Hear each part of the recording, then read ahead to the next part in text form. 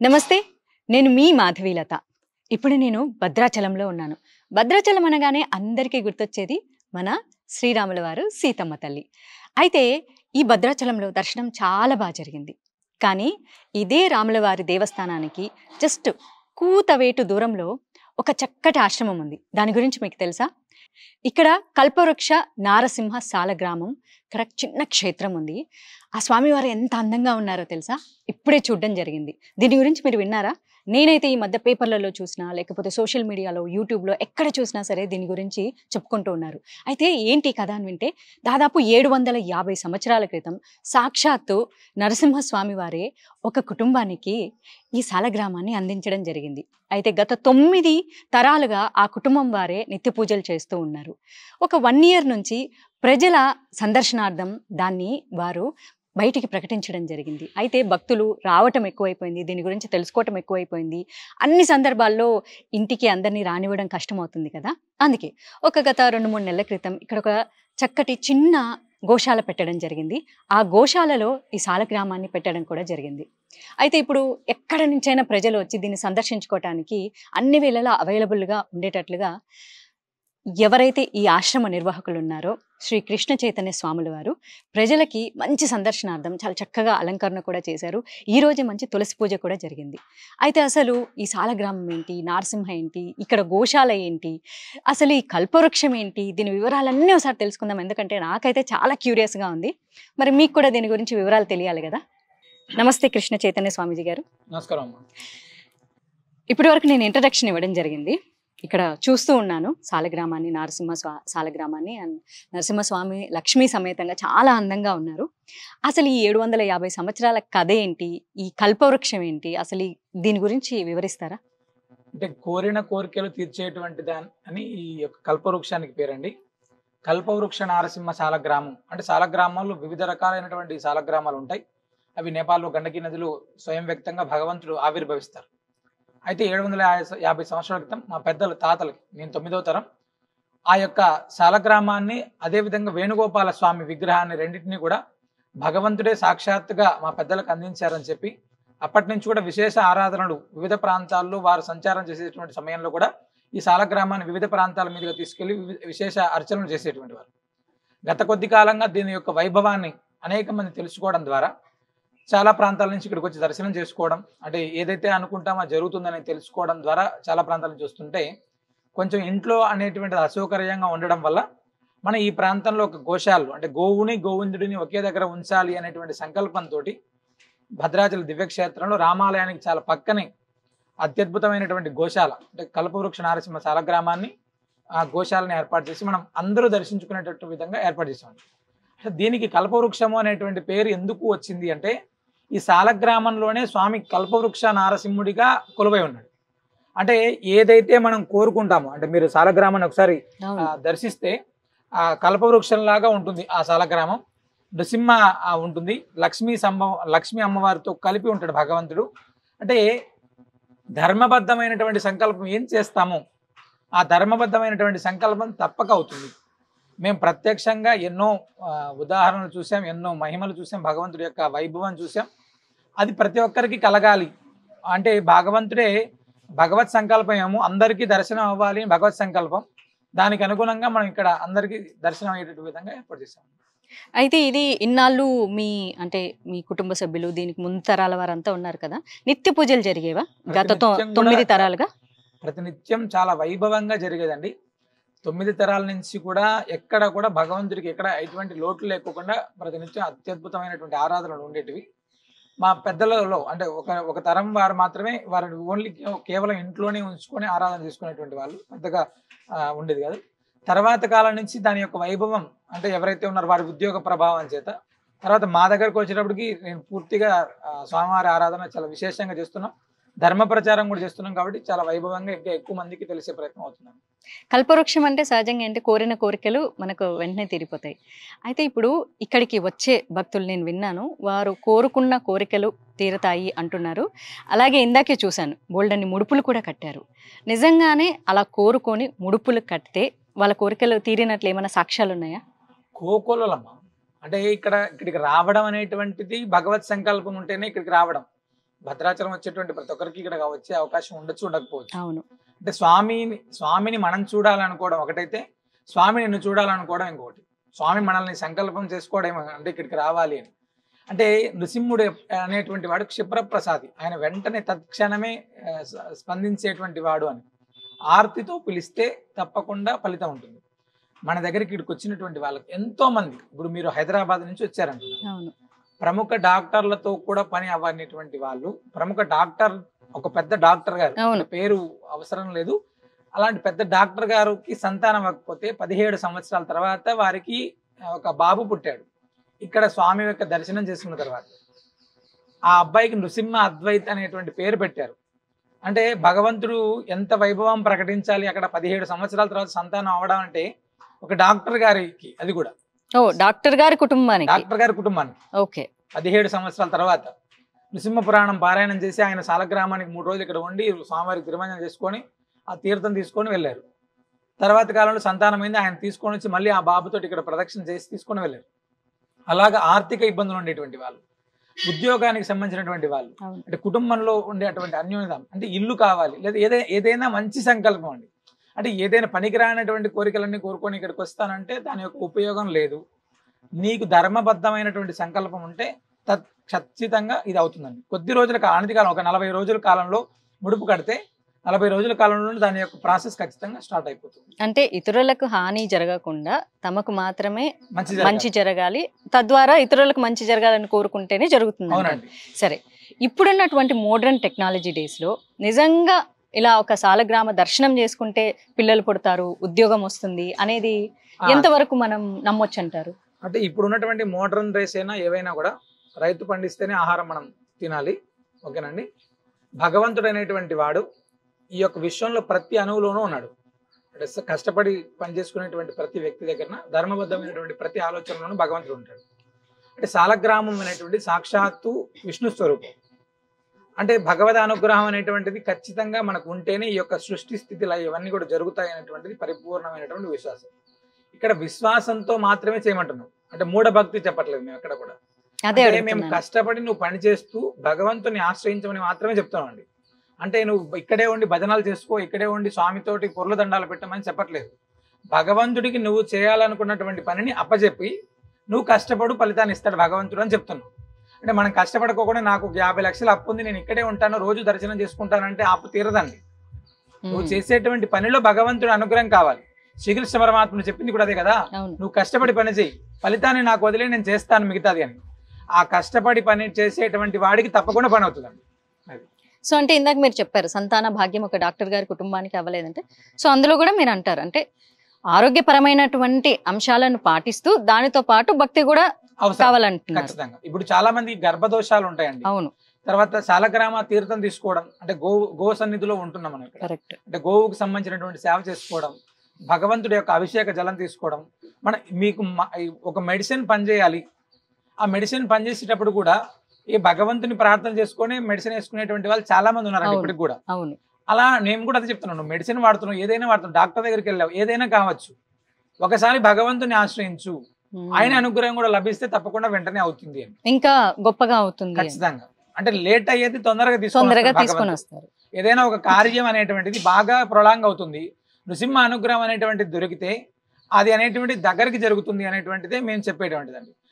అంతేకాని మొత్తం అన్ని వదిలేసి ఇక్కడ స్వామిని ఆశ్రయించమని మాత్రం మేము చెప్పం. అలాంటి మూఢభక్తిని మేము ఖచ్చితంగా ఎంకరేజ్ చేయం. స్వామి, ఇప్పుడు ముడుపులు ఉన్నాయి, చాలా మంది ఈరోజు ముడుపులు సమర్పించడం నేనే కల్లారా చూశాను. అయితే అక్కడ ఒక బోర్డు కూడా చూడడం జరిగింది, ముడుపులు సమర్పించిన తర్వాత తీర్థం తీసుకోవటము ఖచ్చితమైన పని అని చెప్పి ఉంది. అసలు ఏంటిది ఈ ముడుపులుకి తీర్థానికి ఏంటి సంబంధం? అంటే కల్పవృక్ష నారసింహ సాలగ్రామానికి ప్రతి మంగళవారం, శనివారం, ఏకాదశి ఇలాంటి పర్వదినాల్లో స్వామివారికి విశేషమైనటువంటి తిరుమంజనం చేస్తారండి. అంటే విశేష సుగంధ ద్రవ్యాలతోటి, విశేషమైనటువంటి పదార్థాలతోటి భగవంతుడికి తిరుమంజనం చేస్తారు. తిరుమంజనం అనేటువంటి జలాన్ని తీసుకోవడం ద్వారా అంటే లోపల ఉండేటువంటి శరీరంలో ఉండేటువంటి ఏదైతే ఉంటుందో లోపల కూడా మనకు తెలియనటువంటి పాపం ఉంటుంది ఖచ్చితంగా. ఆ పాపం అంతా తొలగిపోతుంది అనేటువంటిది ఒకటి. అంటే మేము సాలగ్రామ తీర్థం ఇచ్చేటప్పుడు కూడా 3 విధానాలు చెప్తామమ్మా. ఒకటి సాలగ్రామ తీర్థాన్ని ముందు తీసుకోవడం ఒకటి, తర్వాత ఇంటికి తీసుకెళ్ళి దాన్ని ఇంట్లో ఒకసారి ప్రోక్షణ చేసుకోమని చెప్తాం, మనం స్నానం చేసే సమయంలో ఆ తీర్థాన్ని కొంచెం స్నానం చేసేటువంటి నీళ్ళలో కలుపుకొని చేయమని చెప్తాం. అంటే మన శరీరంలో ఉండేటువంటి ఎముకకు పట్టుకున్నటువంటి పాపం కూడా వదిలిపోవాలి అనేటువంటిది ఒకటి. లోపల ఏదైతే ఉంటుందో అవన్నీ కూడా అంటే భగవంతుడి అనుగ్రహం అనేటువంటిది మనకు ప్రసారం చేయాలి అనేటువంటిది. ప్రతి అణువుకు వెళ్తుంది కదా రక్తం, అలాంటిది శరీరం పైన ఏదైతే ఉంటుందో అవన్నీ పోవాలనేటువంటిది. మన ఇంట్లో ఏదైతే ఉంటుందో అలక్ష్మి ప్రభావం అనొచ్చు, మన నెగిటివ్ ఎనర్జీ అనొచ్చు, ఏదైతే భగవద్ అనుగ్రహాన్ని ప్రతి ఇంటికి చేర్చాలి అని. తద్వారా ఏమవుతుందంటే వీళ్ళు ఏదైతే సంకల్పం చేస్తారో అది తీరడానికి ఇంట్లో ఏదైతే అసౌకర్యం ఉంటుందో అది పోతుంది అనేటువంటిది. చాలా మందికి ఒక రకమైనటువంటి ఉంటుందండి ఇంటెన్షన్, మన ఇంట్లో ఏదో తెలియనటువంటి నెగిటివ్ ఎనర్జీ బాగా ఉంటుంది అనేటువంటి బాధ ఎక్కువ ఉంటుందండి. అలాంటిది ఈ తీర్థాన్ని తీసుకెళ్లి ప్రోక్షణ చేస్తే తప్పనిసరిగా ఆ ఫలితం ఉంటుంది అనేటువంటి ఉద్దేశంతో సాలగ్రామ తీర్థం అనేటువంటిది ఖచ్చితంగా తీసుకున్నటువంటి వాళ్ళు మాత్రమే ముడుపు చెల్లించమని మనం చెప్తున్నాం. ఓకే.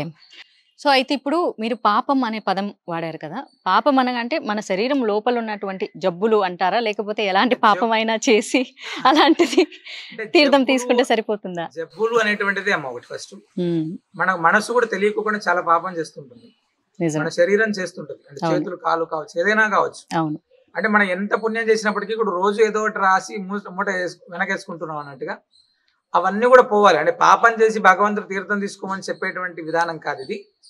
ఏదైనా తెలిసి తెలియక చేసినటువంటివి ఏవైతే ఉంటాయో అవి పోవడానికి మాత్రం కావాలని ఇంటెన్షనల్ గా చేసేటువంటివి, అది నేనైనా కావచ్చు ఇంకోరైనా కావచ్చు, దానికి తప్పనిసరి శిక్ష ఉంటుంది భగవంతుడి దగ్గర. అవును, అది భగవంతుడి దగ్గర ఉంటుంది, బయట ఉంటుంది, అన్ని రకాలైనటువంటివి ఉంటాయి. తెలిసి తెలియనటువంటివి ఏవైతే ఉంటాయో అవి పోవడం కోసం. కరెక్ట్.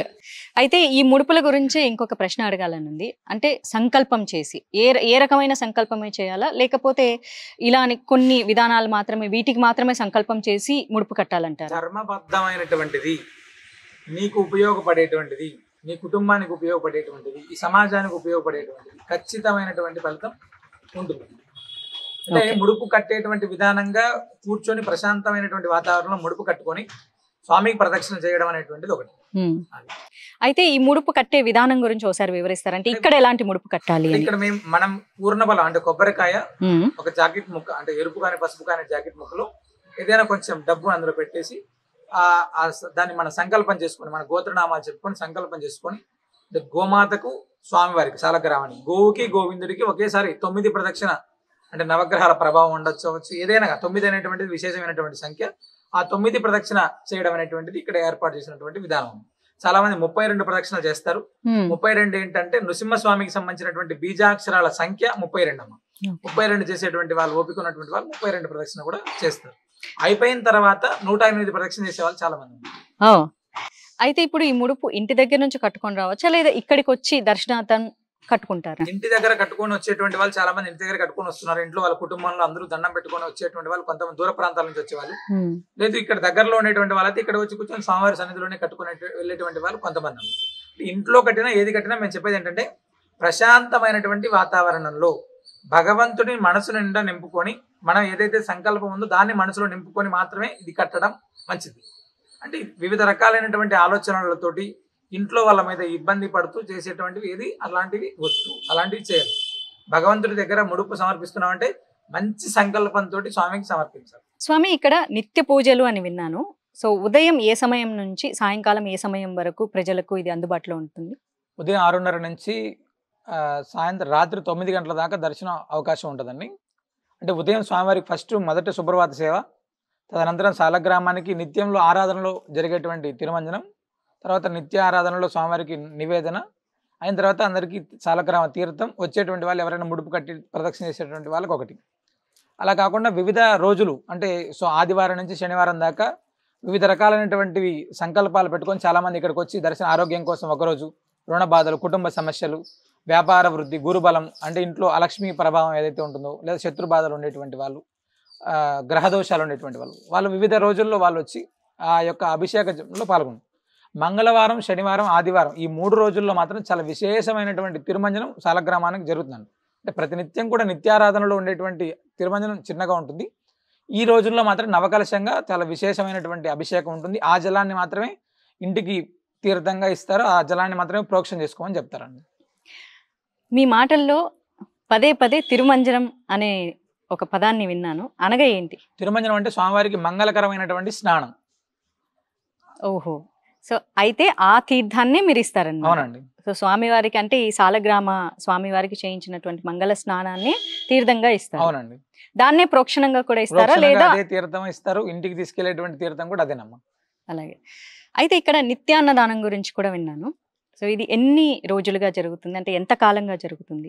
అంటే కరోనా విపత్కర పరిస్థితి వచ్చినప్పుడు అంటే చాలా మంది అన్నార్తులకు ఆహారాన్ని అందించాలని శ్రీనృసింహ సేవ వాహిని సంకల్పం మేరకు నిత్యం అన్నప్రసాదాన్ని ప్రారంభం చేశాం. అలా కాదు, వచ్చేటువంటి వాళ్ళకి ప్యాకింగ్ చేసి వివిధ ప్రాంతాల్లో ఇవ్వడం జరిగేది. అయితే భద్రాచల దివ్యక్షేత్రంలో అంటే రామ కైంకర్యం చేయాలి మనం కూడా, అంటే రాముడికి ఉన్నటువంటి ఈ ప్రాంతంలో రామ కైంకర్యం చేయాలి అనేటువంటి మన నృసింహ సేవావాహిని సభ్యులందరితోటి ఒకసారి డిస్కస్ చేసి భద్రాచలం వచ్చేటువంటి యాత్రికులకు అన్నప్రసాదాన్ని అందించాలని చెప్పి మనం గత సంవత్సరంలో అన్నప్రసాదాన్ని నిత్యం ఇక్కడికి వచ్చేటువంటి యాత్రికులకు అన్నప్రసాదం ప్రారంభం చేశాం. అయితే మొదట్లో కొంచెం అంటే 50-100 మంది ఉండేటువంటిది. ఈ సాలగ్రామ దర్శనం యొక్క ప్రభావం చేత అది రోజుకి 500 మంది నుంచి 1000 మంది ఇలా పెరుగుతూ ఉన్నారండి. ప్రతినిత్యం కూడా భద్రాచలం వచ్చేటువంటి యాత్రికులకు అన్నదానం అందిస్తూనే ఇక్కడ సాలగ్రామ దర్శనం కోసం వచ్చేటువంటి యాత్రికులు కూడా ప్రతినిత్యం అన్నప్రసాదాన్ని, మామూలు ప్రసాదాన్ని కూడా రోజు అందిస్తున్నాం. అయితే ఇక్కడ ఇప్పుడు మన నరసింహ సాలగ్రామాన్ని సందర్శించుకోవటానికి వచ్చిన వారికి బస ఏర్పాట్లు ఏమైనా ఉన్నాయా, లేకపోతే సందర్శించుకొని వాళ్ళకి వెళ్ళిపోయే అవకాశం మాత్రమే ఉందా? అంటే చాలా మంది ఉదయం వచ్చి రాత్రి కల్లా వెళ్ళిపోయేటువంటి వాళ్ళు చాలా మంది వస్తున్నారు. రాత్రి వచ్చి నిద్ర చేసి ఉదయం తిరుమంజనంలో పాల్గొనాలనుకుంటే ఇక్కడ ఓపెన్ హాల్ అంతా ఉంటుంది, ప్రత్యేకంగా వచ్చి ఇబ్బంది ఏం లేదు, పడుకోవచ్చు. అలా కాదు, రూమ్స్ కావాలంటే చుట్టుపక్కల మొత్తం చాలా వసతి సౌకర్యాలు ఉన్నాయి, వాళ్ళు వచ్చి హ్యాపీగా ఇక్కడ ఉండి దర్శనం చేసుకోవడానికి కూడా అవకాశాలు ఉన్నాయి. ఎలాగ ఇది పుణ్యక్షేత్రం కాబట్టి రాముల రెండు రకాలైనటువంటి దర్శనాలు అవుతాయండి. అవునమ్మా. ఇటు శ్రీరాముల వారు, ఇటు నరసింహ స్వామి. అయితే స్వామి ఇప్పుడు ఇక్కడ ఉన్నవారైతే ఏదో ఒక విధంగా ప్రయాణాలు చేసి వచ్చి సందర్శన చేసుకుంటారు. మరి విదేశాల్లో ఉన్న వారికి కూడా ఎన్నో కోరికలు ఉంటాయి, ఎంతో మంది హిందువులు కూడా ఉన్నారు, వారికి ముడుపు కట్టుకోవాలనిపిస్తే మరి దానికి ఏమైనా మార్గాలు ఉన్నాయా? అంటే చాలా మంది అంటే వాళ్ళకి సంబంధించినటువంటి కుటుంబ సభ్యుల్ని పంపించి కట్టించేటువంటి ప్రయత్నం కొంతమంది చేస్తున్నారమ్మా. అయితే ఈ మధ్యకాలం మీరు అడిగినట్టుగానే చాలా మంది మాకు ఫోన్ చేసి, మేము ఎక్కడో బయట ఉన్నామండి, మా పెద్దలు రావడానికి కూడా కొంచెం ఇబ్బంది ఉంటుంది, ఫలాని మంగళవారం రోజు మా తరపున మీరు ముడుపు కట్టండి అని చెప్పి మాకు ఫోన్ చేస్తున్నారు. అంటే ఇది కూడా భగవత్ సేవగానే మేము భావించి వాళ్ళకి కొంచెం అది ఫోన్ ఏదో కాల్ చేసి వీడియో కాల్లోనే వాళ్ళు దండం పెట్టుకునేటువంటి ప్రయత్నం చేస్తున్నారు చాలామంది. అయితే అయిన తర్వాత వచ్చి దర్శనం, ఈ మధ్యకాలంలో ఆస్ట్రేలియా నుంచి ఒక భక్తుడు గత నెలలో ఒకసారి ఇలానే ముడుపు కట్టి ఆరోగ్యానికి సంబంధించిందిగా ఒక ముడుపు కట్టారు. ఆయన చాలా డబ్బు ఖర్చు పెట్టి ఉన్నారు, పాపం అక్కడ ఇబ్బంది పడే ఉన్నారు. భగవంతుడి అనుగ్రహం ద్వారా అది క్యూర్ అవ్వదనుకున్నది యొక్క పరిమాణం తగ్గింది. ఆయన వచ్చి ఈ మధ్యకాలం లాస్ట్ మంగళవారం వచ్చి దర్శనం చేసుకొని ప్రదక్షిణ చేసి వెళ్ళారమ్మ. అంటే మేమేం చెప్తున్నాం అంటే మేము ముడుపు కడతారు, మీరైతే తప్పకుండా ఒకసారైనా దర్శనం చేసుకోమని చెప్తాను. తర్వాత కరెక్ట్. అంటే ఏదో ఒక సందర్భంలో వారు ఈ దేశానికి వచ్చినప్పుడు ఒకసారి దర్శనం చేసుకుంటే చాలా బాగుంటుంది. ఖచ్చితంగా తప్పదు కదా స్వామి, అంటే టెక్నాలజీ పెరుగుతున్న రోజుల్లో అవైలబుల్ అందుకని అంటే ఖచ్చితంగా రావాలి అనేటువంటి దాన్ని వాళ్ళకు మనం మెన్షన్ చేయలేం కదా. కరెక్ట్. అందుకోసమని మనం కూడా ఆ వెసులుబాటు ఇచ్చారు. అంటే ఇప్పుడు ఇక్కడ మనకు నరసింహ స్వామిని మీరు సాలగ్రామాన్ని పెట్టడం జరిగింది. విదేశాల్లో కూడా ఇప్పుడు చాలా చూసుకుంటే కూడా మనకి ఎన్నో విష్ణు దేవాలయాలు, అంటే రాముల వారు అవ్వచ్చు, లేకపోతే కృష్ణుడు అవ్వచ్చు, వెంకటేశ్వర స్వామి అవ్వచ్చు, ఇలాంటి దేవాలయాలు అక్కడ మీరేమైనా చెప్పగలుగుతా అంటే ఈ ముడుపు ఏదో అలా దేవాలయానికి వెళ్ళి అక్కడ ఏమైనా కట్టండి. సాలగ్రామానికి సంబంధించినటువంటి వ్యవస్థ కదా ఇది. అంటే ఒక భగవంతుడికి సంబంధించినటువంటి వ్యవస్థలో అది మనం ఇంకొక దగ్గరికి మార్పు చేయడం కష్టం అవుతుంది. ఫస్ట్ ఇప్పుడు మనం చిలుకూరు విన్నాం, అవును, ఆయన దగ్గరికి వెళ్ళి 9 చేస్తారు, తర్వాత మళ్ళీ 108 చేస్తారు. అవును. అంటే ఎక్కడ ఉండేటువంటి నమ్మకం దాన్ని, అంటే వాళ్ళకు ఉండేటువంటి సంకల్పం ఇక్కడికి వెళ్తే తప్పకుండా అవుతుంది అన్నప్పుడు మనం ఇక్కడికి రావద్దు, మనం వెళ్ళమని చెప్తే కూడా వాళ్ళు ఇష్టపడకపోవచ్చు. అది అంటే సహజంగా ఇది ఇప్పుడు నాకే కాదు చాలా మందికి కూడా డౌట్ ఉంటుంది. అంటే మేము వేరే దేశాల్లో ఉన్నాము, వేరే ప్రదేశాల్లో ఉన్నాము, లేకపోతే వేరే రాష్ట్రంలో మేము ఏదైనా గుడికి వెళ్ళి అలా కట్టుకోవచ్చా ఈ పేరు చెప్పుకొని ముడుపుని ఇక్కడికి పంపించేటువంటి ప్రయత్నం చేయొచ్చు, వాళ్ళు కొరియర్ ద్వారా కూడా చేయొచ్చు అంటారు. స్వామివారికి సమర్పించడం జరుగుతుంది కదా. అయితే స్వామి నేను ఇంకోటి కూడా విన్నాను, ఇక్కడ ఎవరైతే దర్శనం చేసుకున్నారో కొంతమంది మంచి పొలిటీషియన్స్ గా ఎదిగి ఇప్పుడు వాళ్ళు ఢిల్లీ స్థాయిలో కూడా ఉన్నారని విన్నాను. అంటే గత తెలంగాణ ప్రభుత్వం ఎలక్షన్ సమయంలో సుమారు ఒక 6-7 మంది ఎమ్మెల్యేలు అభ్యర్థులు ఇక్కడ ఈ ప్రాంతంలో దర్శనం చేసుకొని ముడుపు కట్టి వాళ్ళు ప్రదక్షిణ చేసి వాళ్ళ కుటుంబ సభ్యులు ప్రదక్షిణ చేసి స్వామివారి యొక్క హోమంలో కూడా పాల్గొన్నారు చాలామంది. ఆ 7 మంది వివిధ పార్టీలకు సంబంధించినటువంటి నాయకులు ఉన్నారు, అందరూ కూడా ఎమ్మెల్యే గెలిచారు, ఈరోజు చట్టసభలో ఉన్నారు. అదేవిధంగా కొంతమంది ఎంపీ అభ్యర్థులు ఇద్దరు అభ్యర్థులు వాళ్ళు కూడా ఇక్కడికి వచ్చి దర్శనం చేసుకొని వెల్ సెటిల్డ్ ఉన్నారు. అంటే భగవంతుడు అనేటువంటి వాడు ధర్మబద్ధంగా ఉంటే అవుతుంది అన్నట్టుగా వాళ్ళు కష్టపడ్డారు, దాని యొక్క ఫలితాన్ని భగవంతుడి ద్వారా అందుకున్నారు. అలాగే ఎంతో మంది ఆర్థికమైన ఇబ్బందులు పడుతూ ఉంటారు కదా. సో ఆర్థిక ఇబ్బందులు అనేవి మనిషిని చాలా కృంగదీస్తూ ఉంటాయి. అలాంటి ఆర్థిక ఇబ్బందులు ఉన్న వారికి సహజంగా మొదటగా గుర్తొచ్చేది ఆ భగవంతుడే. అయితే ఇక్కడికి వచ్చి ఈ సాలగ్రామ నరసింహుణ్ణి దర్శనం చేసుకున్న తర్వాత ఎంతో మంది వాళ్ళ చిన్న చిన్న వ్యాపారాలతో మొదలయ్యి ఈ రోజు భద్రాచలంలోనే కాకుండా చుట్టుపక్కల ప్రాంతాల్లో కూడా మంచి బిజినెస్ మెన్లుగా సక్సెస్ అయ్యారు అని కూడా విన్నాను. ఇది మీరేమంటారు? అంటే ఇక్కడ నృసింహస్వామికి సంబంధించిందిగా మనం తీసుకుంటే కుజుడికి అధిపతిగా భగవంతుడు ఉన్నాడు. అంటే నవగ్రహాలకు భగవంతుడు నృసింహస్వామి అధిపతిగా ఉన్నప్పటికీ కూడా ప్రత్యేకంగా కుజుడికి భగవంతుడు అధిపతిగా ఉంటాడు. కుజుడు అనేటువంటి వాడు వ్యాపారాన్ని, భూమిని, ఇల్లుని, భార్యాభర్తల దాంపత్య జీవితాన్ని ఇవన్నిటినీ కూడా ఇచ్చేటువంటి వాడు. అంటే ఆయన అనుగ్రహం అనేటువంటిది ఉంటే తప్పనిసరిగా మంచి పేరు వస్తుంది. ఒకటి, ఆయన అనుగ్రహం ఉంటే ఇంట్లో ఉండేటువంటి కుటుంబ పరిస్థితులన్నీ బాగుపడతాయి. ఇవన్నీ కూడా అంటే వైవాహిక జీవితాలు కావచ్చు, సంతానం కావచ్చు, ఇవన్నీ కూడా చాలా అద్భుతంగా జరుగుతాయి. అంటే ఇక్కడికి వచ్చిన తర్వాత చాలామంది అంటే చివరి రోజుల్లో అంటే ఇంకా మాకు ఏ గతి లేదనుకున్నటువంటి వాళ్ళు వచ్చినప్పుడు కూడా స్వామి అనుగ్రహంతో నిజంగా కూడా ఈరోజు చాలా అద్భుతంగా సెట్ అయ్యి వాళ్ళు ఇక్కడ స్వామి సేవ చేసుకుంటున్నారు. వ్యాపారంలో అంటే కిరాణా స్టోర్స్ కావచ్చు, తర్వాత బట్టల షాపులు కావచ్చు, ఇలా పెట్టుకొని చాలామంది ఎదిగిన వాళ్ళు చాలామంది ఉన్నారండి. అంటే భగవంతుడి మీద నమ్మకంతో పాటు వాళ్ళ కృషి కూడా జోడించి సాలగ్రామ దర్శనం తర్వాత, అందులోనూ ఎప్పుడో పురాతనమైనది సాక్షాత్తు నరసింహస్వామి వారే మీ కుటుంబానికి అందజేసిన వరం. అవునమ్మా. సో ఈ రోజు ప్రజల సందర్శనార్థం మీరు పెట్టారు. ఈ రోజు నేను కూడా సందర్శించుకున్నాను. నాకు కూడా చాలా సంతోషంగా ఉంది. అయితే ఆఖరిగా ఈ స్వామి గురించి మాట్లాడుతూ ముడుపుల దగ్గరికి వద్దాం. అసలు ఈ కట్టిన ముడుపులు ఇస్తారు కదా, ఈ ముడుపుల్ని మీరు ఏం చేస్తారు? అంటే ఈ యొక్క ముడుపులన్నీ కూడా ప్రతి అమావాస్య రోజు మన దగ్గర అత్యద్భుతమైనటువంటి శ్రీ మహాలక్ష్మి హోమం, అదేవిధంగా ఆయుష్ హోమం, మహాసుదర్శన హోమం జరుగుతాయమ్మా. ప్రతి అమావాస్యకి చేస్తున్నాం ఇది. ఈ అమావాస్యకి చేసిన సమయంలో ఏదైతే ముడుపుల్లో ఉండేటువంటి కొబ్బరికాయ ఉంటుందో ఆ కొబ్బరికాయను నేతితోటి ఆ యొక్క హోమంలో సమర్పించడం జరుగుతుంది. అందులో వచ్చినటువంటి ఏదైతే ద్రవ్యం ఏదైతే ఉంటుందో గోమాతలకు ఆహారంగా నిత్యాన్న ప్రసాద నిలయంలో వచ్చేటువంటి యాత్రికులకు, అన్నార్థులకు అన్నప్రసాదాన్ని అందించేటువంటి విధంగా ఆ ద్రవ్యాన్ని వినియోగించడం జరుగుతుందమ్మా. అంటే హోమం తర్వాత మరి ద్రవ్యాన్ని కూడా తీస్తారు అంటే కొబ్బరి నుంచి వచ్చినట్టు కదమ్మా. అందులో చాలా మంది డబ్బులు పెట్టి ప్రదక్షిణ చేస్తున్నారు. అవును అవును. ఆ ద్రవ్యంతో గోమాతలకు ఆహారం. మీరు ద్రవ్యం అనగా ఓకే, డబ్బు. అందులో వచ్చేటువంటి డబ్బు ఏదైతుందో గోమాతలకు ఆహారం అందించడం, ఆ డబ్బుతోటే మనం నిత్యాన్న ప్రసాదంలో అంటే ఆ ముడుపు కట్టినటువంటి వాడికి ప్రతి ఒక్కటి ఇక్కడ ఫలితమే. అంటే అందులో సమర్పించేటువంటి కొబ్బరికాయనేమో హోమంలో సమర్పించడం ఉంటుంది. అందులో వచ్చేటువంటి డబ్బు ఏదైతే ఉంటుందో అది గోవుకి సాక్షాత్తు ముక్కోటి దేవతల స్వరూపంగా భావించేటువంటి గోమాతకు ఆహారం అందించడం ఒకటి. అంటే అన్నదానానికి మించినటువంటి ఇంకోటి లేదు అని చెప్తాం కదా, అలాంటి అన్నప్రసాదాన్ని అందించే అంటే అన్ని రకాలైనటువంటి ఫలితాలని మనం ఇక్కడ పొందడానికి భగవద్ అనుగ్రహంతో పాటు ఇన్ని పుణ్యాలను సంపాదించుకునేటువంటి అవకాశం ఉంటుంది. కాబట్టే తొందరగా ఈ యొక్క సంకల్పాలు నెరవేరుతాయి అని మేము గట్టిగా చెప్తున్నాం అమ్మా. దీనికి పూర్తి పేరు నేను విన్నాను, కాకపోతే నేను కొంచెమే ఇంట్రడక్షన్లో చెప్పాను. గోవింద కల్పవృక్ష నారసింహ సాలగ్రామం. అవునమ్మా, చాలా పెద్దగా పెట్టారు. ఎందుకు ఈ గోవింద అంటే కల్పవృక్ష నారసింహ సాలగ్రామ ఆశ్రమం అని అనుకున్నాం ఫస్ట్. అవును, అంటే కల్పవృక్షంతో ఉన్నాం కాదు, అంటే కామధేనువుతోటి కల్పవృక్షం ఉన్నారు. అంటే గోవు గోవిందుని ఏకకాలంలో ప్రదక్షిణ చేసేటువంటి అవకాశాన్ని కల్పిస్తున్నాము. ఒక మహనీయుడు చెప్పాడు, గోవింద అని పెట్టేసే చైతన్యం చాలా అద్భుతంగా ఉంటుంది అన్నారు. ఆ విధంగానే గోవింద కల్పవృక్ష నారసింహ సాలగ్రామ ఆశ్రమం అని పెట్టి దీనికి నామకరణం చేసామమ్మా. అంతే, గోవిందుడు గోవులు ఒకే చోట ఉంటే ఎంత బాగుంటుంది కదా. అద్భుతమైనటువంటిది. అంటే ఈ ఆలోచన అనేటువంటిది కూడా స్వామి అనుగ్రహంతో మాత్రమే చేసాం. అంటే ఇది మేమేదో స్వతహాగా నిర్ణయాలు తీసుకొని కట్టేసింది కాదు.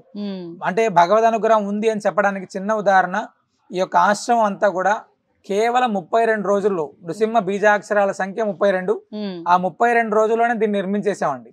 అంటే ఎంత భగవద్ అనుగ్రహం ఉంటేనే ఇది అవుతుంది. అంతే, ఇది నేను కూడా నమ్ముతాను. ఏదైనా భగవంతుడు అనుగ్రహం లేకపోతే శివుడాజ్ఞ లేనిది చీమైన కుట్టదన్నప్పుడు ఆయన అనుగ్రహం లేకుండా 32 రోజుల్లో బీజాక్షరాలకు సమానమైనటువంటి రోజుల్లో కట్టడం జరగని పని. అయితే గోవులు ఉన్నాయి, ఎన్ని గోవులు ఉన్నాయి స్వామి ఇక్కడ? నృసింహ సేవావాహిని గోశాలు సుమారు మనకు 55-60 గోవులు ఉన్నాయమ్మా. దాంతో పాటు మనం ఏం చేస్తున్నాం అంటే ప్రతి సంవత్సరంలో ఏరువాక పౌర్ణమి అనేటువంటి కార్యక్రమం చేసే సమయంలో కొన్ని గోవుల్ని రైతులకి ఇవ్వడం, రైతులు ఎవరైతే పెంచుకుంటారో వాళ్ళందరికీ, అన్యమతాలకు మారినటువంటి వాళ్ళని తిరిగి స్వధర్మంలోకి తీసుకొని వచ్చి వాళ్ళ దగ్గర కూడా గోవుల్ని ఉంచేటువంటి, అంటే వాళ్ళ జీవనానికి ఇబ్బంది లేకుండా గోవుల్ని పెట్టేటువంటి కార్యక్రమం, ఇలా అన్ని చాలా చేస్తున్నాం అమ్మ. సహజంగా మనకి ఏదైనా విలువైన వస్తువు, చిన్న వస్తువు దొరికినా సరే దాచిపెట్టుకోవాలనుకుంటారు. ఏదైనా అందులోనూ ఇలాంటి దేవుడికి సంబంధించినవి అయితే ఎవరికీ చూపించకుండా వాళ్ళ ఇంట్లోనే దాచుకోవాలనుకుంటారు. మరి ఇంత విలువైన సాలగ్రామాన్ని మీరు ఎందుకు అసలు భక్తుల సందర్శనార్థం పెట్టారు?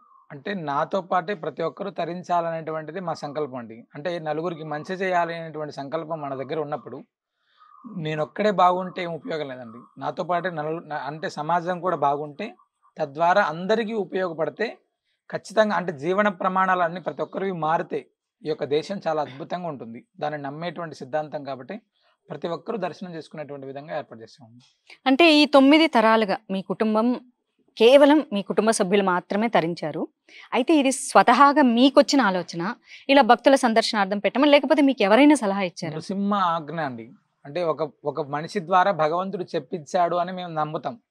కేరళ నుంచి ఒక పెద్ద వ్యక్తి, అంటే పెద్ద ఉపాసకులు, ఆయన చెప్పారు, నువ్వొక్కడే ఆరాధిస్తే ఎలాగా, నలుగురిని బాగుపరచు కదా, దాని ద్వారా సమాజానికి ఇంకా అద్భుతమైనటువంటి ఫలితాలు ఉంటాయి కదా అని చెప్తే, అప్పటి నుంచి కూడా ప్రతి ఒక్కరు దర్శనం చేసుకునేటువంటి విధంగా, అప్పటి వరకు కూడా మా ఇంట్లో వచ్చి చాలా మంది దర్శనం చేసుకునేవారు.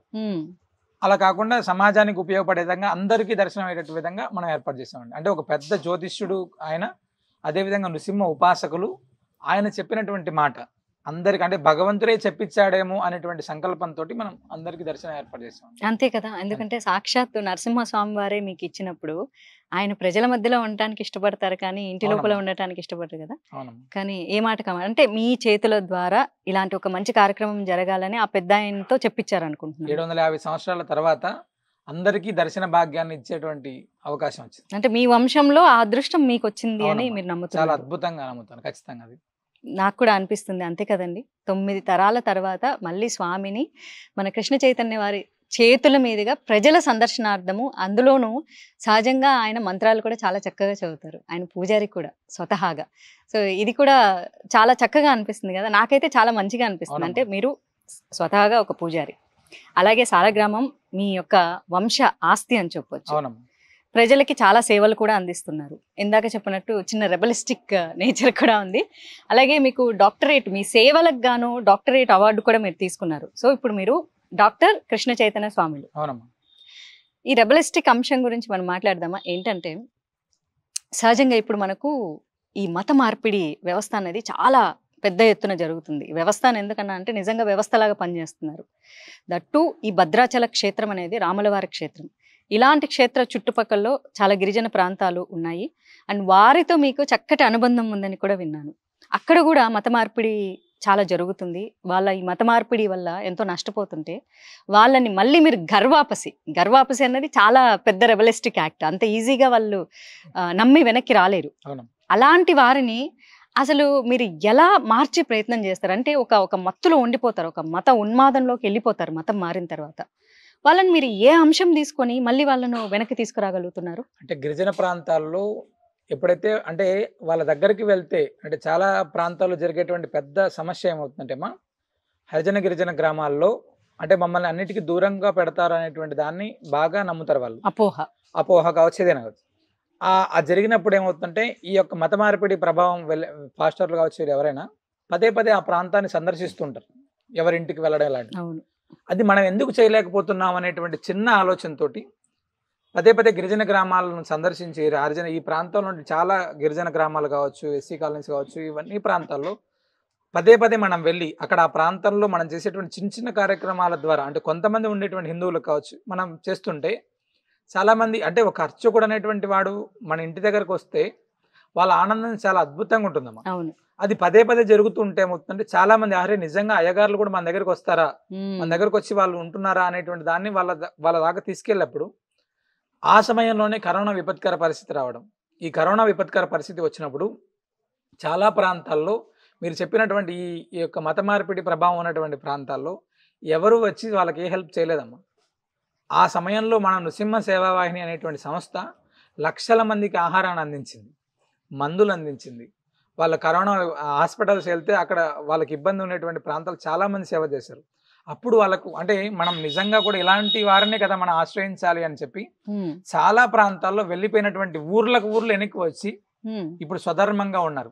ఇప్పుడు సహజంగా అదే మత ఉన్మాదంలోకి వెళ్ళిపోయిన వాళ్ళకి కేవలం పూజా కార్యక్రమాలు చేస్తే వెనక్కి వస్తారంటారు. అంటే మీరు ఏదైనా వాళ్ళకి చెప్పి అంటే మన ధర్మం గురించి వివరణ చేసే ప్రయత్నం చేశారా? అంటే ఇక్కడ ధర్మం గురించి చెప్పడం అనేటువంటిది ఒకటైతే, ఈ యొక్క ధర్మ ప్రభావం అంటే మనం ఏం కోల్పోయాము అనేటువంటిది చాలా చక్కగా చెప్తున్నాం అమ్మ. అంటే ఉమ్, ఈ దీంట్లో ఉంటే మనం ఏం పొందుతున్నాం, ఉమ్, ఉమ్. దీన్ని వదిలేస్తే మనం అంటే తల్లిని మనం మార్చలేం కదా, అవును.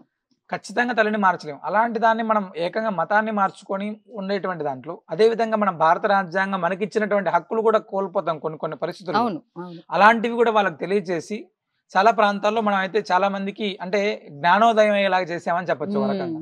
అదే నేను అడగాలనుకున్నా. అంటే ఊరికే వాళ్ళు ఎలాగో బోలెడని మాయమాటలు చెప్పి మతం మార్చేస్తారు. ఆ మాయ మాటల్లోంచి మళ్ళీ ఒక రియాలిటీలోకి తీసుకొని రావాలంటే మీరు ఆ నిజాన్ని, ఎందుకంటే నిజం అంత తొందరగా ఎక్కదు మాయ ఎక్కినట్లుగా, ఆ నిజం మీరు ఎలాంటి మాటలు చెప్పి వాళ్ళని వెనకంటే మన రామాయణ కథ గాథలు వివరిస్తారా, లేకపోతే భద్రాచల క్షేత్రం యొక్క ఆ గొప్పతనం వివరిస్తారంటే ఏం చెప్పి మీరు వాళ్ళని అంటే వెనక్కి తీసుకొస్తారు? నేను చెప్పు మనం ఏమవుతుందంటే అమ్మ పురాణాలు ఇతిహాసాల్లోకి వాళ్ళని తీసుకెళ్లాలంటే ఫస్ట్ ఉమ్, కనీసం ముందు భగవంతుడు అనేటువంటి వాడు మన కోసం ఉన్నాడు అనేటువంటి నమ్మకాన్ని కల్పించేటువంటి ప్రయత్నం చేస్తున్నాము. కరెక్ట్. అంటే మన కోసం ఏదైనా చేయడానికి ఒక మనిషి అనేటువంటి వాడు వాడి దగ్గరికి వెళ్తే కరెక్ట్. తర్వాత భగవంతుడి దగ్గరికి వాడు వస్తాడు. ముందే తీసుకొని వెళ్ళి నువ్వు కొబ్బరికాయ కొట్టు, పూజ చెయ్యి, ఇవన్నీ చెయ్యి, రాముడిను రామాయణం విను, లేకపోతే భారతం విను, కృష్ణుడిను అంటే వాళ్ళు అప్పటికే వాళ్ళ దాంట్లో అంటే రాముడు లేడు కృష్ణుడు లేడు అనేటువంటి అవును. అపోహలో ఉన్నారు అవును. ఉన్నటువంటి వాళ్ళకి. నీకు కష్టం వస్తే వాళ్ళందరూ అక్కర్లేదురా బాబు, ముందు నేను అనేటువంటి వాడిని వస్తున్నాను ముందు, ఉమ్, అవి ముందు మనం ఇక్కడ తీర్చుకోగలిగితే అప్పుడు భగవంతుడి దగ్గరికి వెళ్దాం అని చెప్తుంది. ఆ విధంగానే చాలా మందికి దగ్గర అయ్యామమ్మ. అంటే నృసింహ సేవావాహిని అనేటువంటిది అవును. ముందు ఆ ప్రాంతంలో ఉండేటువంటి సమస్యను ఏదైతే ఉందో ఆ సమస్యను గుర్తించి దాన్ని క్లియర్ చేస్తున్నాం ఫస్ట్. అదే అడగాలనుకున్నా. అంటే మీరు ఈ నృసింహ సేవా వాహిని అనే ఒక సంస్థను నిర్మించారు కదా, ఈ సంస్థ మొదటగా ధర్మరక్షణ కోసమే స్థాపించబడిందని నేను విన్నాను. అవునమ్మా. అంటే మన హిందూ ధర్మం గురించి ప్రజలకు తెలియజెప్పే విధానం. అంటే మీరు దేవుడు మిమ్మల్ని దగ్గరికి రానివ్వరు, అంటే మీరు హరిజనులు, మీరు ముట్టుకోవడానికి వీల్లేదు, ఇలాంటి ఒక అపోహల్లో బ్రతుకుతున్నారు కదా గిరిజన వాసులు. అవునమ్మా. అలా ఏం కాదు, మేము కూడా వస్తాము, అర్చకులు మిమ్మల్ని ఏమి ముట్టుకోకుండా దూరంగా ఉండరు అనేటటువంటి ఒక తత్వాన్ని మొదటగా వాళ్ళకి మీరు అందించే ప్రయత్నం చేశారా? అవునమ్మా, ఖచ్చితంగా. ఒక ఒక హరిజన అర్చకుని నేను భుజాల పైన తీసుకెళ్లి ఆలయ ప్రవేశమే చేయించాం. ఉమ్, అంటే అంత అద్భుతంగా అంటే మీ ప్రాంతంలో కాదు ఏకంగా మీ దగ్గరికే భగవంతుడు వస్తాడని చెప్పి ఉమ్, నృసింహస్వామిని వాళ్ళ ప్రాంతంలో తీసుకెళ్లి వాళ్ళతోటే పూజ చేయించేటువంటి కార్యక్రమం చేశాం. అంటే నమ్మకం అనేటువంటిది అక్కడ చాలా అద్భుతంగా పునాదిలాగా పనిచేస్తుందమ్మా. ఉమ్. భగవంతుని మన దగ్గరికి వస్తే అంతే కదా. అద్భుతంగా ఉంటుంది వాళ్ళకి. ఆ ఆనందంతో చాలా ఇప్పుడు ఈ ఊరు తర్వాత పక్క ఊరికి ఆటోమేటిక్ అరే మా ఊర్లో ఇట్లా పూజలు జరిగాయి, అవును. మీరు కూడా వెళ్తే హ్యాపీగా అక్కడ చేసుకోవచ్చు. ఈ విధమైనటువంటి నమ్మకాన్ని చాలా ప్రజలకు తీసుకెళ్ళాం. ఉమ్. చాలా అద్భుతమైనటువంటి సక్సెస్ అయ్యామమ్మా.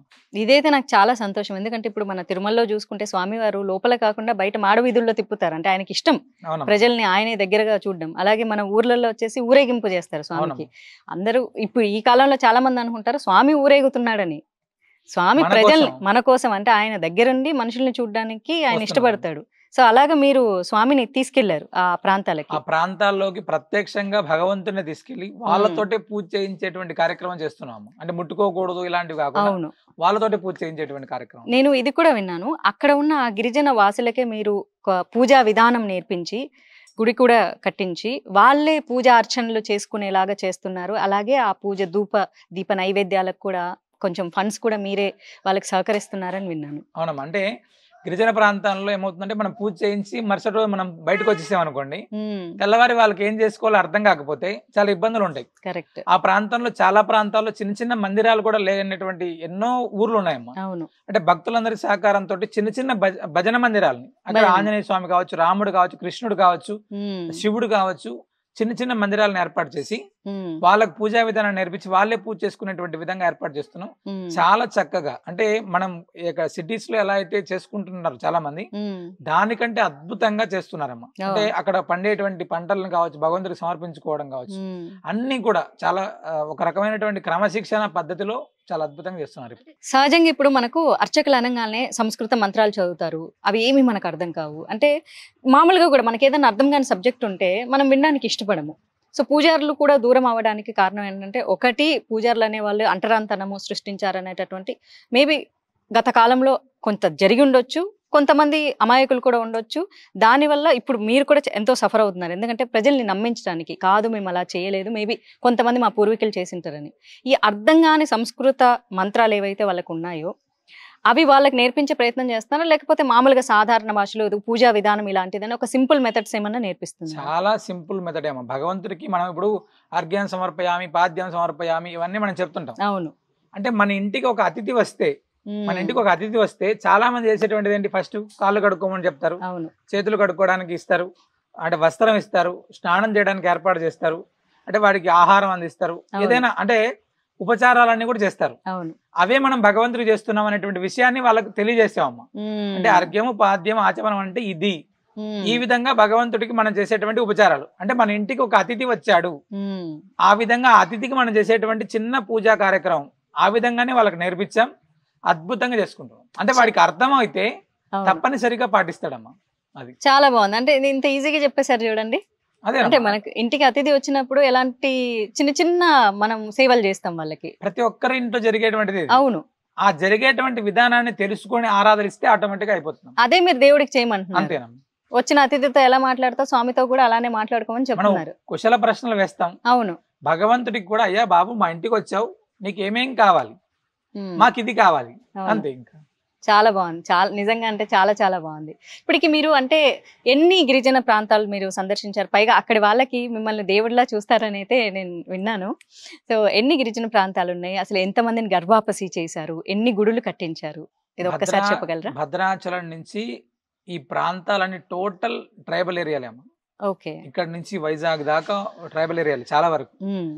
అంటే శ్రీనృసింహ సేవా వాహిని అనేటువంటి వ్యవస్థ ఇప్పటిదాకా 45 మందిరాలను కట్టామమ్మా.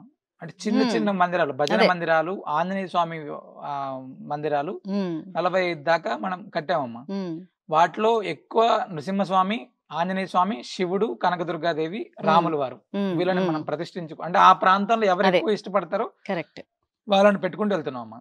గర్వాపసి అనేటువంటిది ఊర్లు ఎన్నికి వచ్చినటువంటివి కూడా 2-3 ఉన్నాయి పూర్తిగా. ఒక ఊర్లో సుమారు 165 ఉంటే కేవలం ఇప్పుడు 3 మిగిలారు, 160 మందిని వెనక్కి తెచ్చాం. 120 కుటుంబాలు ఉంటాయి. అలాంటివి కొన్ని వందల కుటుంబాలని 2023 సంవత్సరాల్లో కొన్ని వందల కుటుంబాలని వెనక్కి తీసుకుని వచ్చామమ్మా.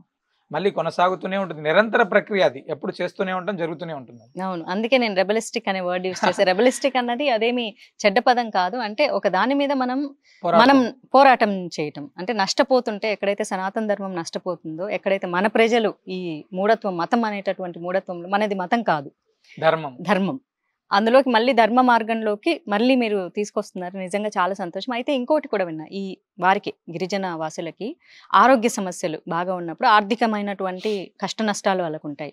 అయితే మీరు ఒక గ్రూప్ క్రియేట్ చేసి చక్కగా వారికి ఏమైనా ఆరోగ్య సమస్య ఉంటే దాన్ని మీరు అందులో మెన్షన్ చేసి కాస్త చిన్న సాయం అందించండి, ఒక 500 రూపాయలు అని చెప్పేసి, ఎవరికి పెద్ద కష్టం కలగకుండా వాళ్ళకు 1 లక్ష దగ్గర నుంచి 10 లక్షల రూపాయలు కూడా చాలా వితిన్ షార్ట్ పీరియడ్ లో కలెక్ట్ చేసి ఆ డబ్బుల్ని వాళ్ళ ఆరోగ్య అవసరాలకు ఇస్తారు అని వినడం జరిగింది. అంటే సమాజ సేవా కార్యక్రమంలో, అంటే ఒక రకంగా చెప్పాలంటే మిమ్మల్ని మంచి ఒక సమాజ సేవకుడని కూడా చెప్పొచ్చు. అంటే ఇక్కడ నృసింహ సేవా వాహిని అనేటువంటి వ్యవస్థలో కొన్ని వందల వేల మంది ఉన్నారమ్మా. అంటే వాట్సాప్ ద్వారా ఇలా తెలుసుకునేటువంటి వాళ్ళు కావచ్చు, ప్రత్యక్షంగా పాల్గొనేటువంటి వాళ్ళు కావచ్చు, ఇలాగా.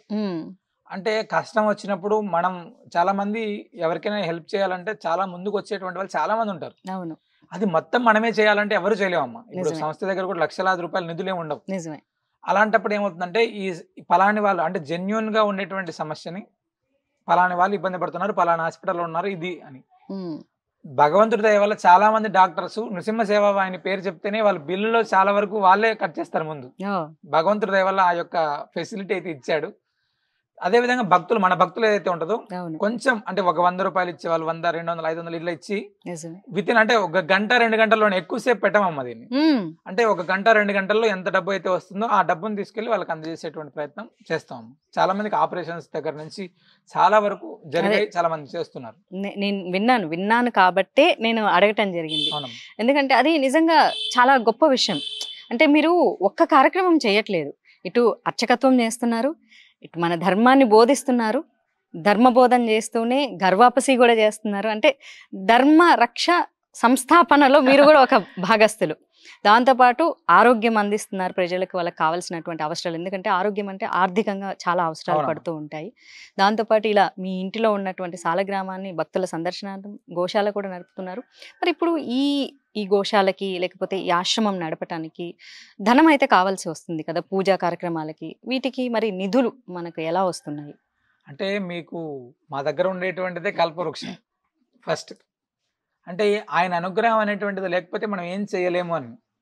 అంటే నిత్యాన్న ప్రసాద నిలయం ప్రారంభం చేసే సమయంలో మేము చాలా భయపడ్డాం. అంటే అన్నప్రసాదం అనేటువంటిది ప్రతినిత్యం కూడా డబ్బుతో పని. అవును. అలాంటి అన్నప్రసాదాన్ని ప్రారంభం చేసే సమయంలో భగవంతుడికి ఒకటే చెప్పాం, స్వామి ఇక్కడికి వచ్చి ఆకలి అయ్యేటువంటి వాడికి అన్నం పెట్టి పంపించాలి, అది అలాంటి ఇబ్బంది లేకోకుండా చూడు అని ప్రయత్నం చేసేటప్పుడు చెప్పాం. ఈ రోజు దాకా లక్షల మందికి ఆహారాన్ని అందిస్తున్నాం, ఎక్కడ ఇబ్బంది పడట్లేదు. ఇక్కడ విషయం ఏంటంటే చాలా మంది లక్షలు కోట్లు ఇలాంటి డబ్బు మా దగ్గర లేదు. అవును. అంటే భగవంతుడు భక్తుడు, ఆ భక్తులు అనేటువంటి వాళ్ళు వేలాది మంది నృసింహ సేవా వాహిని వెనకలు ఉన్నారు. మేము చేసేటువంటి కార్యక్రమం ఖచ్చితమైనటువంటిది. ఇందులో అంటే ఇంత తప్పు చేసినా కూడా తప్పకుండా భయపడతాం. అలాంటి ఏ తప్పు మా దగ్గర లేదు. కాబట్టి అద్భుతంగా చాలా మంది ప్రజలు చూస్తున్నారు, జరిగేటువంటి దాంట్లో వాళ్ళ సహకారం అందిస్తున్నారు, చాలా వైభవంగా జరుగుతుంది. గోశాలకు సంబంధించిందిగా మేము అంటే ఇక్కడ ఏమవుతుందంటే ఒక గోవుని ఒకరే పెంచాలి అంటే ఎవరికైనా కష్టం. అవును. ఒక గోవుకి ఒక గడ్డి మోపు వేయాలి, అది ఒక 150-200 రూపాయలు అవుతుంది. హ్యాపీగా ఎవరైనా చేస్తారమ్మా. అంటే గోమాతకు ఆహారం అందిస్తే భగవంతుడికి ఇచ్చినటువంటి ఫలితం. కాబట్టి ప్రతినిత్యం చాలా మంది వాళ్ళ శక్తి అనుసారంగా చేసేటువంటి వాళ్ళు చాలా మంది. అంటే ఇక్కడ ఏమవుతుందంటే అమ్మా, మనం చేసేటువంటి కార్యక్రమాలకి స్వచ్ఛందంగా చాలా మంది వాళ్ళే వచ్చి మేము చేస్తున్నాం అంటే భగవంతుడు వాళ్ళలోకి అదే బాబు పలానా దగ్గర జరుగుతుంది నువ్వు వెళ్ళు అని. ఎక్కడో టెక్సాస్ లో ఉండేటువంటి వ్యక్తి యూట్యూబ్ ఛానల్ ద్వారా ఇలా చూసి ఆయన మేము చేసే నిత్యాన్న ప్రసాద నిలయానికి ప్రతి నెల ఆయన వంతు సహకారం అందిస్తున్నాడు. ఒక ఆయన ఒక బియ్యం మన దగ్గరికి ఒక బియ్యం ప్రతినిత్యం కదా అవసరం. ఒక వ్యక్తి స్వామి మీకు అక్కడ ఎన్ని బియ్యం అవుతాయో దాంట్లో నేను కూడా నా వంతుకు నేను పంపిస్తాను. ఇలాగ ఎవరికి సంబంధించినటువంటి వాళ్ళు వాళ్ళకి ఎంకరేజ్ చేస్తున్నారు ఇప్పటిదాకా. అంటే మీరు సంకల్పం చాలా గట్టిగా చేశారు, అది అలా కంటిన్యూ అవుతుంది ఆ భగవంతుడి కృప ద్వారా. ఇప్పుడు మనకు గోశాల ఉంది కదా, ఈ గోశాలకి అంటే మీరు ఎక్కడైనా తెచ్చుకుంటారా, లేకపోతే అనాథ గోవుల్ని ఎవరైనా తీసుకొచ్చి ఇక్కడ సమర్పిస్తారా? అంటే చాలా వరకు ఇక్కడ మన దగ్గర ఉండేటువంటి గోవులన్నీ కూడా వివిధ రకాలుగా ఇబ్బంది పడుతూ మన దగ్గరకు వచ్చినటువంటి గోవులు కొన్ని అయితే మనం కొన్ని అంటే పూర్తి స్థాయిలో నాటావులు ఉండాలనే ఉద్దేశంతో మనం చిన్నప్పటి నుంచి పెంచుతున్నటువంటి ఆవులు కొన్నామా. ఇప్పుడు మన దగ్గర ఉన్నటువంటి ఈ 11 ఆవులు కూడా ఆ విజయవాడ ప్రాంతంలో బాగా ఇబ్బంది పడుతూ ఉండేటువంటి ప్రాంతంలో ఒక కుటుంబం మనకి ఇచ్చినటువంటి ఆవులమ్మ అవి. అవి మా దగ్గరకు వచ్చినప్పుడు 20 మంది లేపి ఒక దగ్గర పెట్టేటువంటి పరిస్థితి, నడిచే పరిస్థితి కూడా కాదు. అంటే దానికి ఆహారం లేక ఇబ్బంది పడతాయి. వాటిని తెచ్చి ఈ రోజు మనం చాలా బాగుపరిచాం. అలాగే చాలా అంటే బాగుపరిచిన తర్వాత కొన్ని రైతులకు ఇవ్వడం ఇలా జరుగుతుంది. అంటే పూర్తిగా మన దగ్గర పెట్టుకోవడానికి మన దగ్గర కూడా స్థలం లేదు. అలా ఉంటే తప్పకుండా ఇంకా ఎక్కువ అంటే పోషించుకునే వారు ఎవరైనా ఉంటే వారికి మీరు అందజేస్తారా గోవుల్ని? ఖచ్చితంగా ఇస్తాం. సో వాళ్ళు చక్కగా చూసుకుంటూ ఉన్నారు. మళ్ళీ మనం దాన్ని చూస్తుంటాం కదా, ఎప్పటికప్పుడు ఇచ్చిన తర్వాత వదిలేయకుండా మళ్ళీ మా వ్యక్తులు ఉంటారు అక్కడ ఉండేటువంటి గ్రామాల్లో. ఇప్పుడు మాక్సిమం ఇక్కడ ఉండేటువంటి గ్రామాల్లో ఇచ్చాము, పలాని గ్రామంలో ఇస్తామంటే ఆ ఊర్లో వాళ్ళకి తెలుస్తుంది కదా. కరెక్ట్. ఖచ్చితంగా ఇబ్బంది ఉండదు. అదే మరి ఆ గోవు ఆరోగ్యంగా ఉందా లేదా అని కూడా మనం వాడెవరికైనా ఇస్తాడా మళ్ళీ వంతాడా. సో ఇప్పుడు కూడా మీరు గోవుల్ని రిసీవ్ చేసుకోవడానికి సిద్ధంగా ఉన్నారా? ఎవరైనా అంటే గోవుల్ని పోషించలేని పరిస్థితుల్లో వాటికి అనారోగ్యంగా ఉంటే, కొన్ని అనాథ గోవులుగా మిగిలిపోయి ఉంటే చాలా దగ్గర మనం చేస్తున్నటువంటి పని ఏంటంటే, ఒకవేళ వాళ్ళ దగ్గర ఏదైనా ఇబ్బంది ఉంటే, గడ్డికి ఇబ్బంది ఉంటే ఆ ప్రాంతంలో గడ్డిని వాళ్ళకే ఏర్పాటు చేస్తున్నాం. అంటే మీరు పెంచుకోవడానికి గడ్డే కదా ఇబ్బంది. అవును అవును. ఆ గడ్డిని వాళ్ళకు అందజేసేటువంటి ప్రయత్నం చాలా దగ్గర చేస్తున్నాం. అలాగా అంటే మన ప్రాంతంలో చాలా మంది రైతులు ఇబ్బంది పడుతుంటే కూడా ఇట్లా దాతల ద్వారా సేకరించి వాళ్ళకే రైతుల దగ్గర గడ్డిని కూడా ఏర్పాటు చేసేటువంటి ప్రయత్నం కూడా మనం చేస్తున్నాం. అదే గ్రాసం ఒక్కటే వాటికి ఇస్తే అది ఎంతో ఇస్తుంది మనకు. అవునమ్మా. మీకు విశ్వగురు వరల్డ్ రికార్డ్ ఒకటి, అలాగే డాక్టరేట్ కూడా రావటం జరిగింది. అసలు ఏ సేవలకి గుర్తించి మీకు ఈ అవార్డు కానీ లేకపోతే డాక్టరేట్ కానీ ఇవ్వడం జరిగింది? విశ్వగురు వరల్డ్ రికార్డ్ అనేటువంటిది మనం ప్రతి సంవత్సరం ఏరువాక పౌర్ణమి రోజు రైతులతోటి రైతు పూజోత్సవం అనేటువంటి కార్యక్రమం చేస్తామమ్మా. 2022 సంవత్సరంలో 1008 రైతులకి 108 ప్రాంతాల్లో మనం ఒకటేసారి భూమిని దున్నించి వాళ్ళకి సన్మానం చేసేటువంటి కార్యక్రమం చేసాము. ఇది 2017 నుంచి చేస్తున్నాం. లాస్ట్ ఇయర్ అంటే ఇట్లా పత్రికా సోదరుల ద్వారా తెలుసుకొని Telugu book of record, Vishwaguru world record, ఈ 2 రికార్డులను కూడా మనం ఏరువాక పౌర్ణమి సందర్భంగా చేసేటువంటి కార్యక్రమానికి వచ్చాము. డాక్టరేట్ అనేటువంటిది అంటే జ్యోతిష్యానికి సంబంధించిందిగా చాలా మందికి మనం ఉచితంగా జ్యోతిష్యం వచ్చేటువంటి కార్యక్రమం చేస్తున్నాం. అంటే సూచనలు కావచ్చు, సలహాలు కావచ్చు, దానికి ఇచ్చారమ్మా. మిమ్మల్ని అదే అడగాలనుకుంటున్నాను. అందరూ అంటే అందరినీ తప్పు పట్టాలని కాదు కానీ సహజంగా ఏదైనా ఒక కార్యక్రమము లేకపోతే ఒక పని చేస్తే దానికి కష్టానికి తగ్గ ప్రతిఫలం అన్నట్లు డబ్బు తీసుకోవడం జరుగుతుంది. ఏదో ఒక రూపేణ లేకపోతే ద్రవ్యం అనుకోండి లేకపోతే ఇంకోటి. అసలు మీరు జాతకం చాలా చక్కగా చెప్తారంట. అది కూడా ఫ్రీగా చెప్తారట. ఇది ఇది ఏంటి దీని వెనక రహస్యం? అంటే రహస్యం అనేటువంటిది కాదమ్మా. నేను అంటే అహోబిల మఠంలో అర్చకుడిగా చేరినప్పుడు నాకు ఒక పెద్ద ఆవిడ చెప్పారు. అంటే దానికి గానే ఈనాడు కూడా మనం చేసేటువంటి ప్రతి కార్యక్రమంలో కూడా డబ్బు వెనక పరిగెత్తడం అనేటువంటిది లేకుండా ఉందమ్మా. జ్యోతిష్యం అనేటువంటి దానికి గురించి తీసుకుంటే అసలు ఇక్కడ దగ్గరికి వచ్చాడంటేనే కొన్ని కొన్ని ఇబ్బందులతో వచ్చేటువంటి వాళ్ళు కొంతమంది అయితే, అవును, కొన్ని తెలుసుకోవాలనేటువంటి వాళ్ళు కొంతమంది. కరెక్ట్. ఇబ్బందిగా ఉండేటువంటి వాడి దగ్గర మళ్ళీ డబ్బు తీసుకొని వారిని మానసికంగా ఇబ్బంది పెట్టడం అనేటువంటిది నాకు ఇష్టం ఉండదు. అది ఆ విధంగానే మొదటి నుంచి కూడా వచ్చినటువంటి వాళ్ళకి సూచనలు, సలహాలు కావచ్చు, ఏదైతే ఉంటే అవన్నీ కూడా చెప్పడం అలవాటు చేసుకున్నాను. ఇప్పటికి 15 సంవత్సరాల నుంచి కూడా అదే కార్యక్రమం చేస్తున్నాను. సో అంటే ఎక్కడ కూడా ఎవరి దగ్గర కూడా మీరు డబ్బులు తీసుకోలేదనే విన్నాను. ఏదన్నా అంటే జ్యోతిష్యానికి సంబంధించిందిగా అయితే అవును, ఖచ్చితంగా రోజు చాలా మంది వస్తారు. ఆ చాలా మంది వచ్చినటువంటి ప్రతి ఒక్కరికి అది ఎంత టైం పట్టినప్పటికీ కూడా చెప్పి పంపిస్తూనే ఉంటాం. దానికి ఎటువంటి డబ్బు తీసుకోవడం కానీ ఇలాంటివి ఏమి ఉండవు. సంతోషం. అలాగే ఇంకొకటి కూడా నేను వినడం జరిగింది. ఏంటంటే మీరు ఇందాక మీ మాటల్లోనే చెప్పారు, దళితుణ్ణి భుజాల మీద ఎత్తుకొని తీసుకెళ్లాను గుడి వరకు అని. దాంతో పాటు అసలు మొదటగా ఏంటంటే అసలు ఎత్తుకొని వెళ్లాల్సిన అవసరం ఏమొచ్చింది? అంటే సహజంగా కొంతమంది జనాలు లేకపోతే ఏతిస్టులు ఇదంతా పబ్లిసిటీ స్టంట్ అనుకునే అవకాశం కూడా ఉంది. అసలు ఎత్తుకోవాల్సిన అవసరం ఎందుకు వచ్చింది? అండ్ దాంతో పాటుగా మీరు భిక్షాటన కూడా చేస్తున్నారు గిరిజన ప్రాంతాల్లో అని విన్నాను. అసలు ఈ రెండు ఎందుకు జరిగాయి? 2000 సంవత్సరాల క్రితమే లోకసారంగముని అనేటువంటి దాన్ని, అంటే తిరుపాణాల్వార్ అనేటువంటి ఆల్వార్ని కాలయ అర్చకుడు ఆనాడే ఆలయ ప్రవేశం చేయించాడు ఎత్తుకొని. కానీ ఆ విషయాన్ని ఇప్పుడు ఎవరు సమాజానికి చెప్పరమ్మా. అవును, మనం ఇంకా దూరం ఉన్నాము అనేటువంటి దాన్ని. ఆ దూరం ఉండట్లేదురా బాబు, మనందరం ఒకటే, కావాలంటే నేను ఎత్తుకొని తీసుకెళ్తాను నేను చెప్పేటువంటి దాన్ని మాత్రం ఇది. అంటే ఇక్కడ ప్రచారం చేసుకోవాల్సినటువంటి అవసరం నిజంగా మీరు అన్నట్టు ఇందాక నిజం బయటికి వెళ్ళలోపు అబద్ధం బయటికి వెళ్తుందని, మన దగ్గర నిజాలు అనేటువంటివి చాలా నిగూఢంగా లోపల ఉన్నాయి, అబద్ధాలు అనేటువంటి మాత్రం విషయం అంతా తిరుగుతున్నాయమ్మా. అంటే ఎక్కడ కూడా అలాంటి వ్యవస్థలు లేవు అని చెప్తున్నప్పటికీ కూడా కొన్ని ప్రాంతాల్లో జరిగేటువంటి దాన్ని బూచిగా చూపి అన్నిటిపైన అవి ఆపాదిస్తున్నారు. అలాంటివి కాదు అని చెప్పడానికి ఈ ప్రయత్నం అమ్మా. అంటే భిక్షాటన అనేటువంటిది అందరూ సమానమే. అంటే నృసింహ దీక్షా కాలంలో ప్రతి సంవత్సరం కూడా ఈ ప్రాంతంలో చాలా అద్భుతంగా నృసింహ దీక్ష చేస్తారు. ఆ నృసింహ దీక్షా కాలంలో ప్రతి ఇంట్లో కూడా అంటే పేదవాడు కావచ్చు, ధనికుడు కావచ్చు, ఎవరైనా కావచ్చు, అందరి దగ్గర ఆ దీక్షా కాలంలో మనలో ఉండేటువంటి అన్ని అరిషడ్ వర్గాలను వదలాలి అనేటువంటి ఉద్దేశంతో ప్రతి గడపకు వెళ్లి భిక్షాందేహి అనేటువంటి దాంతో వాళ్ళు ఇచ్చేటువంటి బియ్యము, ద్రవ్యం తీసుకొని నృసింహ దీక్ష పూర్తయిన తర్వాత ఆ బియ్యం ఎన్నైతే వస్తాయో ఆ బియ్యం తోటి కొన్ని వేల మందికి ఆహారాన్ని వడ్డించి ఆ ద్రవ్యంతో ఆ హోమం చేసేటువంటి కార్యక్రమాన్ని చేస్తున్నాం అమ్మ. గత 8 సంవత్సరాల నుంచి కూడా ఈ కార్యక్రమం చేస్తున్నాం. చాలా అద్భుతంగా నృసింహ దీక్ష జరుగుతుందమ్మా.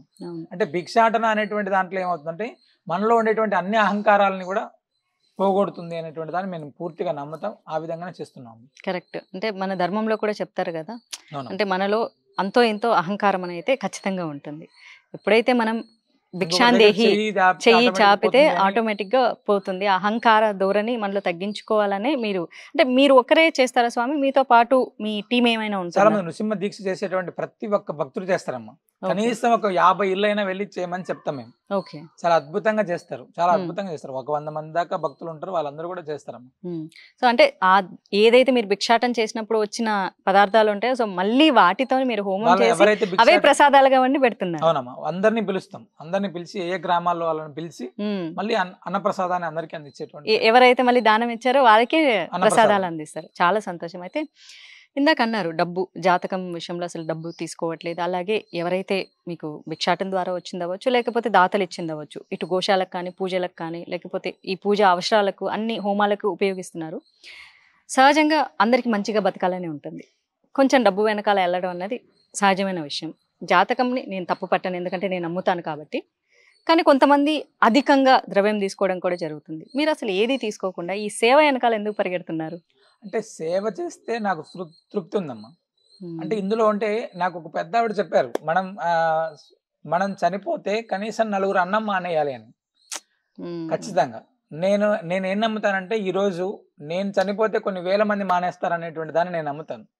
మరి ఇవన్నీ ఎట్లా సంపాదించుకుంటాం అంటే ఒక ఒక ఒక గిరిజన ప్రాంతంలో మనల్ని ఒక గురువులాగా కావచ్చు, ఒక కొడుకులాగా కావచ్చు, ఇవన్నీ దగ్గర తీసుకోవడం అంటే ఎన్ని జన్మల సుకృతం ఉంటేనే జరుగుతుందమ్మా. అంటే అవును. ఇంతమంది ప్రేమ పొందాలంటే చాలా కష్టం. అవును. మరి అవన్నీ పొందిన తర్వాత డబ్బే కావాలి అనుకుంటే ఇవన్నీ పొందలేము. కరెక్ట్. డబ్బును వదిలేసిన రోజు ఇవన్నీ ఖచ్చితంగా పొందుతాం. అవును. మేము అది నమ్మాము. మేము ప్రత్యక్షంగా ఆ యొక్క అనుభూతిని మేము పొందుతున్నామమ్మా. ఉమ్. నాతో పాటు చాలా మంది వచ్చిన ప్రతి ఒక్కరు కూడా చాలా అద్భుతమైనటువంటి గౌరవం, మర్యాదలు అవన్నీ పొందుతున్నారు. ఉమ్. ఎన్ని డబ్బులు ఇచ్చినా కూడా ప్రేమ అనేటువంటిది పొందలేము. అది నిజమే.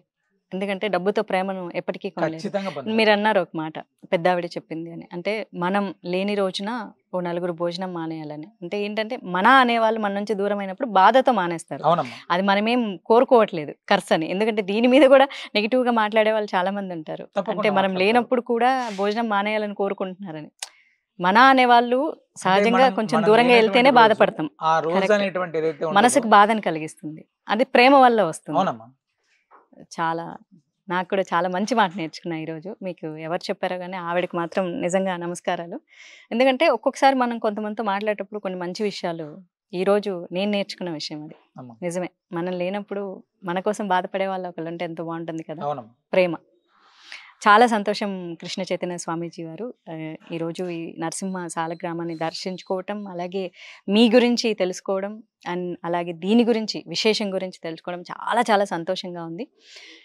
ఇంకా చాలా మంది భక్తులకు ఇది చేరువవ్వాలి. ఈ ఆశ్రమం కూడా చాలా పెద్దగా నిర్మించబడాలి. చాలా మంది భక్తులు కూడా ఇక్కడికి రావాలని నేనైతే మనస్ఫూర్తిగా కోరుకుంటున్నాను. వీలైతే నా సోషల్ మీడియాలో కూడా దీన్ని ప్రచారం చేస్తాను. ఎందుకంటే మీరు ఇంత మంచి కార్యక్రమం చేస్తున్నారు. ఇటు సమాజ సేవ చేస్తున్నారు, అర్చకత్వం చేస్తున్నారు, వీటిని ప్రజల సందర్శనార్థం ఇస్తున్నారు, గోసేవ చేస్తున్నారు, గర్భాపసి చేస్తున్నారు, అలాగే మంచి సేవా కార్యక్రమాలు, అన్నదానం చేస్తున్నారు, ఆరోగ్యం కూడా ఇస్తున్నారు. చాలా మందికి వాళ్ళకి అవసరమైనటువంటి ఆర్థిక సేవ సంకల్పం గట్టిగా చేసి ఈరోజు మిమ్మల్ని కలుసుకోవడం నాకైతే చాలా చాలా సంతోషంగా ఉంది. మీతో మాట్లాడడం కూడా చాలా సంతోషంగా ఉంది. సో నమస్కారం. నమస్కారం.